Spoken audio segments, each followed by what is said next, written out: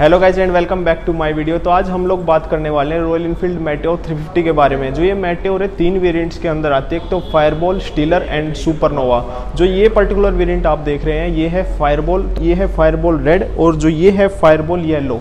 तो इस वीडियो में मैं आपको बताऊंगा कि इनके कलर में आपको कहाँ क्या क्या चीज़ें इसमें डिफरेंस मिलती है इन दोनों मतलब जो बाइक देख रहे हैं। और मैं आपको बताऊंगा कि जो ये बाइक है कैसे क्या कंफर्ट प्रोवाइड करती है, कैसी क्या इसमें राइडिंग क्वालिटी है और आपको इन बाइकों के जो फीचर्स हैं और जो हिडन फीचर्स हैं वो आपको इस वीडियो में पता चलने वाले हैं। रॉयल इनफील्ड की जो ये बाइक है मेटियोर 350, ये एक क्रूज़र बाइक है। तो क्रूज़र बाइक वो होती है जिसमें जैसे कि आपके जो फीट हैं वो नी से थोड़े आगे की तरफ रहते हैं और जो हैंड है वो थोड़े अप पोजीशन के अंदर रहते हैं और जो कमर है वो आपकी स्ट्रेट रहती है। तो क्रूज़र बाइक अलग होती है, टूरिंग बाइक अलग होती है और एडवेंचर बाइक वो अलग होती है। तो ये एक क्रूज़र बाइक है, इसके अंदर आपको काफ़ी अच्छा कंफर्ट मिल जाता है। यही बाइक आपको पहले थंडरबर्ड आती थी, बट उस बाइक का इस बाइक से कोई भी लेना देना नहीं है। इसके अंदर नए फीचर्स ऐड ऑन कर दिए हैं और जो इंजन है वो भी इसका ऑल न्यू है। जो इसकी प्राइसिंग स्टार्ट होती है फायरबॉल वेरिएंट की ऑन रोड प्राइस वो 1,99,000 से स्टार्ट होती है और जिसका top and the line variant है सुपरनोवा,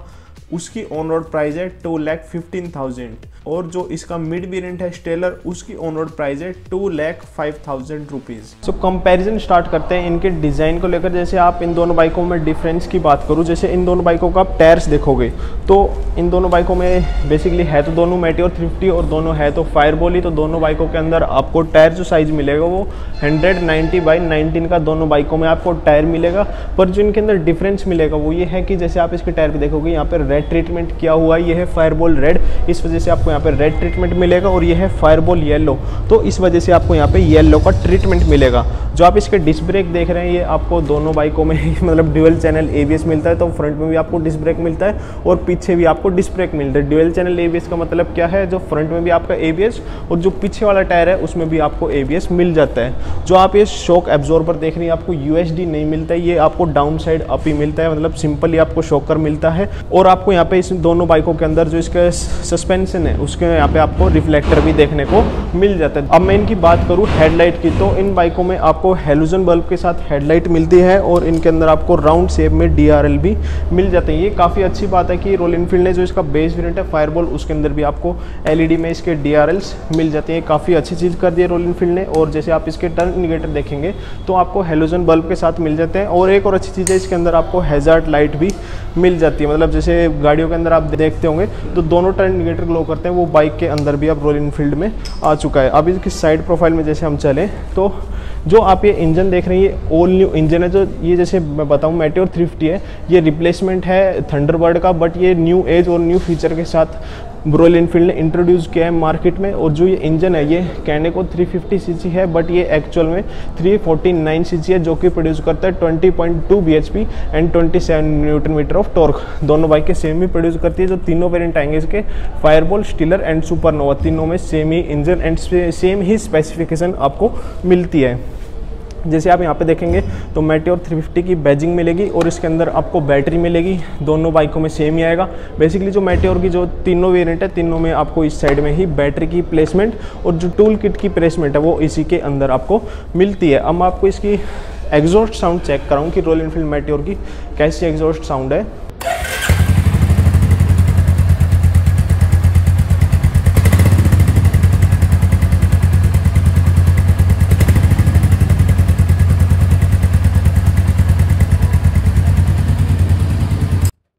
अच्छी चीज़ कर दी है रॉयल इनफील्ड ने। जैसे आप इसका स्विच देखोगे सेल्फ स्टार्ट का वो अलग ही डिज़ाइन के अंदर दिया हुआ है। जैसे सेल्फ स्टार्ट का और बाइकों में क्या होता है वो यहाँ पे आपको हॉर्न टाइप का बटन आता है, बट इसके अंदर ये इस टाइप का आपको स्विच दिया हुआ है। और ये हैजार्ड लाइट का स्विच है और इस साइड में आपका जो हेडलाइट है उसका और पास का, टर्न इंडिकेटर का एंड हॉर्न का। आपको इस बाइक के अंदर सिंगल ही हॉर्न मिलती है, ये भी मतलब सही है कि नॉइस पोल्यूशन इससे कम ही होगा। और जो इसके आप ये जो मिरर्स देख रहे हैं ये आपको राउंड शेप के अंदर ही मिलते हैं और यहाँ पे आपको आई बटन का स्विच मिल जाएगा। दोनों ही बाइकों में दोनों फायरबॉल है, बस जो मेन डिफरेंस इसका कलर का डिफरेंस है। जो आई बटन है वो इसके इंस्ट्रूमेंट क्लस्टर को कंट्रोल करेगा। जो इसका इसमें एमआईडी दी हुई है उसके अंदर आपको इन्फॉर्मेशन शो कर देता है, मतलब थोड़ी बहुत इन्फॉर्मेशन जैसे ट्रिप वगैरह हो गई, ओडोमीटर हो गया और टाइम कौन सी गियर में आपकी बाइक राइड कर रही है, तो वो सब चीज़ें आपको इसके अंदर शो कर देता है। अब जैसे मैं इनके डिफरेंस की बात करूँ तो जैसे रेड और येलो में बस इसमें टैंक का डिफरेंस हो जाएगा, टैंक का जो कलर है उसमें आपको डिफरेंस मिलेगा। और जो इनके अलॉय व्हील्स में आप जैसे बताया मैंने आपको, जो साइड में ट्रीटमेंट किया हो येलो में येलो एंड रेड में रेड, तो वो इसके अंदर डिफरेंस मिलेगा।